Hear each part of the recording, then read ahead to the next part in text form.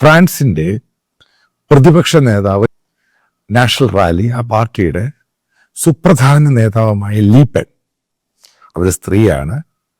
അപ്പം അവരുടെ പിതാവ് എന്ന് പറയുന്ന അവരെ മനസ്സിലാക്കുക ജീൻ മേരി ലീപ്പൻ. അദ്ദേഹം കഴിഞ്ഞ ഇടയ്ക്കാണ് മരിച്ചു പോയത്. 5ഓളം പ്രാവശ്യം ഫ്രാൻസിന്റെ പ്രസിഡന്റ് ഇലക്ഷനിൽ മത്സരിച്ചിട്ടുണ്ട്. അദ്ദേഹം പരാജയപ്പെട്ടിട്ടുണ്ട്. അദ്ദേഹത്തിന്റെ മകളാണ് ലീപ്പൻ. ഇമ്മാനുവൽ മാക്രോണിനെതിരെ ഏറ്റവും ശക്തമായ വെല്ലുവിളി കൊടുക്കുന്ന ഒരു നേതാവ് കൂടിയാണ്. അപ്പം അവരുമായിട്ട് ബന്ധപ്പെട്ടൊരു കേസുണ്ടായിരുന്നു. അത് യൂറോപ്യൻ യൂണിയനുമായി ബന്ധപ്പെട്ടാണ്.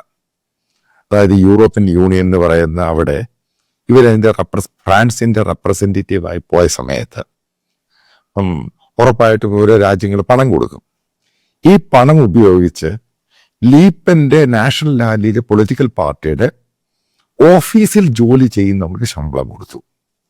ഏകദേശം 4 മില്യൺ യൂറോയ്ക്കടുത്ത് അതിന്റെ ശമ്പളവും പാർട്ടിയുടെ പ്രവർത്തനം നടത്തുവാൻ വേണ്ടി ഈ പണം ദുർവിനിയോഗം നടത്തി. അതിന്റെ പേരിലാണ് കോർട്ടിന്റെ ട്രയൽ നടന്നു.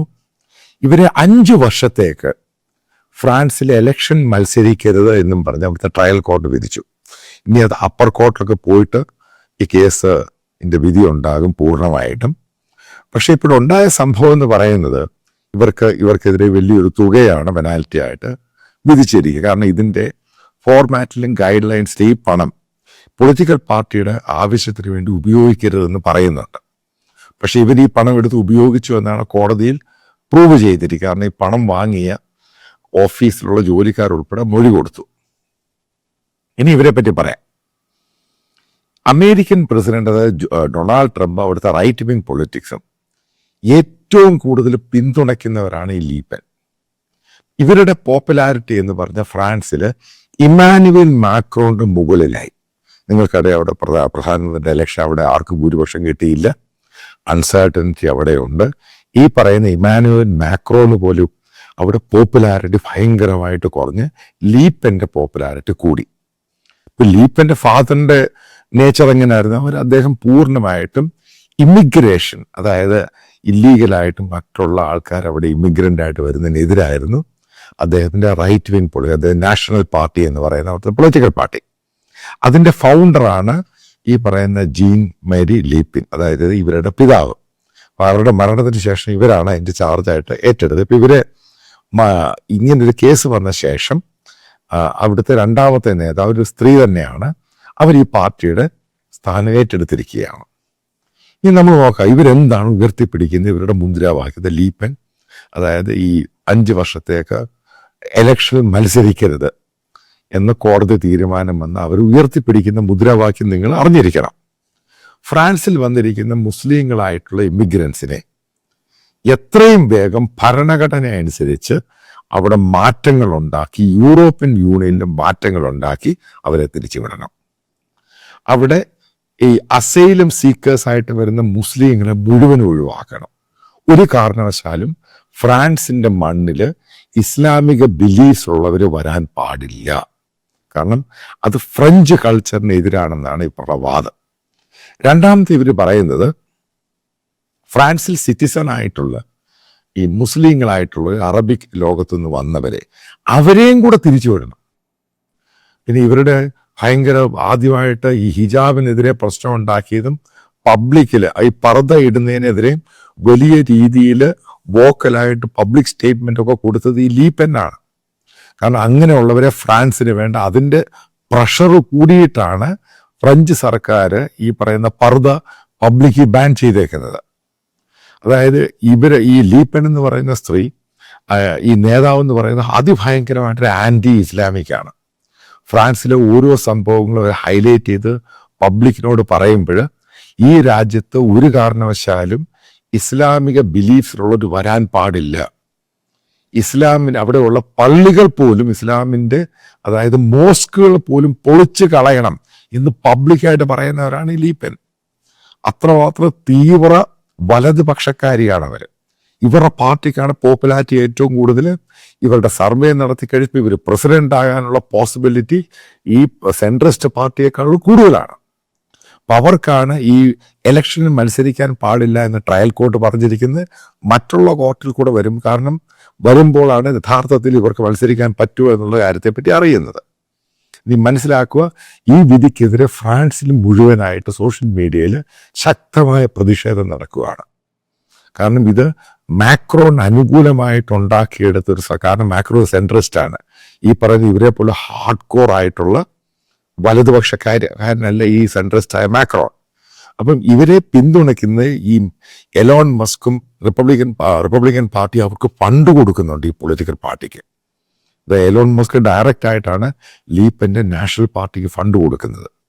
കാരണം ഇതിന്റെ പ്രചാരവും ഫ്രഞ്ചുകാർക്കൊരു ഫ്രഞ്ച് വികാരവും ഇവരോട് കൂടി, അതായത് ബേസിക്കലി ഫ്രഞ്ചുകാർ റൈറ്റ് വിങ് അല്ല, അവരെപ്പോഴും ഒരു സെക്കുലർ രീതിയിലാണ്. ഇവർ വലിയ മതവിശ്വാസികളൊന്നുമല്ല. അവിടെ കാത്തലിക് ചർച്ചും അതൊക്കെ ഉണ്ടെങ്കിൽ തന്നെ ഇവർ ഈ പറയുന്ന ക്രിസ്ത്യൻ മതവിശ്വാസമൊന്നുമില്ല. പക്ഷേ ഫ്രാൻസിൽ ഇസ്ലാമിക രീതിയിലുള്ള തീവ്രവാദം കൂടിക്കഴിഞ്ഞപ്പോൾ ഈ ഫ്രഞ്ചുകാര് ഈ ക്രൈസ്തവ വിശ്വാസത്തിന്റെ എണ്ണം കൂടി. അത് ഈ ഓട്ടോമാറ്റിക്കായിട്ടുണ്ടായ സംഭവം. അപ്പം അതിൻ്റെ പേരിൽ, കാരണം ഇവര് ഈ തീവ്രവാദിയുടെ പള്ളിക്കകത്ത് കയറി രണ്ടുപേരുടെ കഴുത്തൊക്കെ അറുത്ത് ബഹളം ഉണ്ടായ പ്രായമുള്ള സ്ത്രീകളിൽ. ഇപ്പം നോട്ടർഡാം ചർച്ച് അതിൻ്റെ ഇനാഗുറേഷൻ എന്ന് പറഞ്ഞാൽ ഫ്രഞ്ച് ഗവൺമെന്റ് ഇത്രയും വലിയ സംഭവമാക്കിയതിൻ്റെ കാരണം ഇസ്ലാമിക തീവ്രതയാണ്.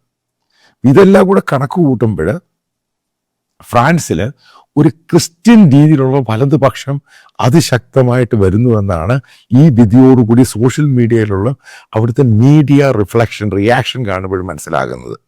അതായത് ലീപ്പെനുള്ള പോപ്പുലാരിറ്റി കൂടുന്നു. എങ്ങനായാലും ഇമാനുവൽ മാക്രോൺ ആ പാർട്ടി സെൻട്രിസ്റ്റ് പാർട്ടി ഇതോടുകൂടി തീരാൻ പോവുകയാണ്. ഇവരും ഇലക്ഷനിൽ മത്സരിച്ച് ഇപ്പം അടുത്ത ഒരാൾ വരുന്ന ജോർദാല എന്ന് പറഞ്ഞ മറ്റൊരു സ്ത്രീയാണ്. അവരുടെയും പിന്തുണ കൂടുകയാണ്. മനസ്സിലാക്കാൻ പോകുന്നത്, ഇപ്പം ഇത് കേൾക്കുന്ന പല മലയാളികളും മനസ്സിലാക്കേണ്ടത്, ഫ്രാൻസിൽ ചിലപ്പോൾ ഒരു ഹിസ്റ്റോറിക്കൽ ചേഞ്ച് ഉണ്ടാകാൻ പോവുകയാണ്. ഈ വിധി മാത്രമല്ല, ഈ വലതുപക്ഷ രാഷ്ട്രീയം, തീവ്ര വലതുപക്ഷ രാഷ്ട്രീയത്തിന് ഒരു അനുകൂലമായ സ്ഥിതിയാണ് ഫ്രാൻസിന് ഉണ്ടായിരിക്കുന്നത്. അപ്പം അതോടുകൂടി ഫ്രാൻസിന് വരാനുള്ള ഫ്യൂച്ചർ എന്ന് പറയുന്നത്, അവിടെ അസൈലം സീക്കേഴ്സ് ആണെങ്കിലും അവിടെ ഇല്ലീഗൽ ഇമിഗ്രൻസ് ആണെങ്കിലും അതേപോലെ തന്നെ അവിടെയുള്ള ഇസ്ലാമിക ബിലീഫ്സിൽ അവിടെ സിറ്റിസണായിട്ട് ജീവിക്കുന്നവരെ പുറത്താക്കണം എന്ന നിലപാടിലാണ് ഈ വലതുപക്ഷ പാർട്ടിയായ നാഷണൽ റാലി. ഇവർ വല്ല അധികാരത്തിൽ വരുവാണ്. ഒരു കാര്യം കേരളത്തിലെ സുഡാപ്പികളെ മനസ്സിലാക്കുക, ഒരു സമയത്തൊക്കെ ഈ മുസ്ലിം എന്ന രീതി അതിനെ സപ്പോർട്ട് ചെയ്ത രാജ്യമായിരുന്നു ഫ്രാൻസ്.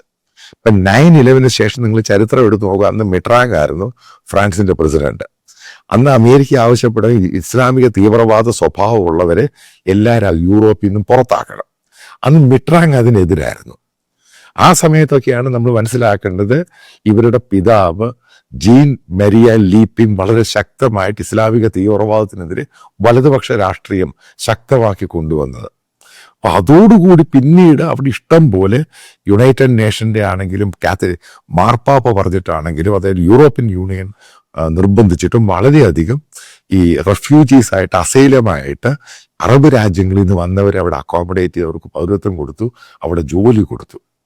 ഇന്ന് വലതുപക്ഷ രാഷ്ട്രീയം ഫ്രാൻസിലെ പറയുന്നത് ഇവരെ ഒരാളെ പോലും നിർത്താൻ പറ്റും, മുഴുവൻ പേരെ പുറത്താക്കണം. അവിടെ പൊളിറ്റിക്സിൽ പോലും ഇസ്ലാമിക വിശ്വാസത്തിലുള്ളവരുണ്ടാകാൻ പാടില്ല. കാരണം ഫ്രഞ്ച് കൾച്ചറിനെതിരെയാണ്. ഫ്രാൻസ് എല്ലാ മതങ്ങൾക്കെതിരെയും പറയാം. ഇപ്പം ക്രൈസ്റ്റ് കല്യാണം കഴിച്ചതിനെ പറ്റി വരെ സിനിമ എടുത്ത രാജ്യമാണ് ഫ്രാൻസ്. അതിനെപ്പറ്റി ഇഷ്ടംപോലെ പുസ്തകങ്ങൾ പബ്ലിഷ് ചെയ്ത സംഭവമാണ് ഫ്രാൻസ്. അപ്പോൾ ഫ്രഞ്ച് കൾച്ചറുമായിട്ട് ഇസ്ലാം ഒരുമിച്ച് പോകത്തില്ല. അതുകൊണ്ട് ഇസ്ലാമിക വിശ്വാസികളെ പോലും ഫ്രാൻസിൽ ഇത് പുറത്താക്കണം. ഇത് തന്നെയാണ് ഈ ലീപ്പന്റെ പാർട്ടി നാഷണൽ റാലി പറയുന്നത്.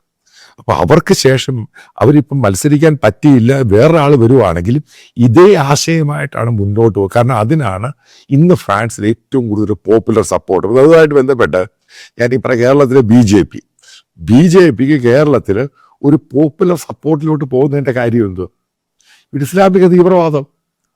അത് അത് അത് ഡെപ്തായിട്ട് പഠിച്ചാലേ മനസ്സിലാക്കാൻ പറ്റുന്നത് എന്തുകൊണ്ടാണ് സപ്പോർട്ട് കിട്ടുന്നത്. ഇത് തന്നെയാണ് ലോകത്ത് പലയിടത്തും സംഭവിക്കുന്നത്. ഇസ്ലാമിക വിശ്വാസികളെ മാത്രമല്ല, തീവ്രവാദം വിശ്വാസികളെ എതിർക്കുക, ഈ ഒരു പൊളിറ്റിക്കൽ ഫിലോസഫിയാണ് ലോകം മുഴുവനും ഫോളോ ചെയ്യുന്നത്. ഇപ്പോൾ ഫ്രാൻസ് അത് ഫോളോ ചെയ്ത് കേരളത്തിലും അത് തന്നെ ഫോളോ ചെയ്യുന്നു. ഫ്രാൻസിൽ ഏറ്റവും കൂടുതൽ ലെഫ്റ്റ് ലിബറൽസ് ഉള്ള രാജ്യമാണ്. കേരളത്തിലാണെങ്കിൽ ലെഫ്റ്റ് ലിബറൽസ് ആണ്. ഇപ്പോൾ കോൺഗ്രസ് ആണെങ്കിൽ BJP ആണെങ്കിൽ ഈ പറയുന്ന മുസ്ലിം ലീഗ് ആണെങ്കിൽ അവിടെയാണ് അതിനെതിരെ ഒരു ശബ്ദം വരുന്നത്. അപ്പോൾ ഫ്രാൻസും കേരളവുമായിട്ട് നോക്കുകയാണെങ്കിൽ ഏകദേശം ഒരേ രീതിയിലാണ് കാര്യങ്ങളുടെ പോക്കെന്ന് പറയുന്നത്. നിങ്ങൾക്കറിയാം, കഴിഞ്ഞ 2 ആഴ്ച കൊണ്ട് ഞാൻ നിങ്ങളോടൊരു കോൺട്രിബ്യൂഷൻ വേണമെന്ന് അഭ്യർത്ഥിക്കുകയാണ്. അതിൻ്റെ വീഡിയോ റൺ ചെയ്തു ഈ വീഡിയോയുടെ അവസാനം.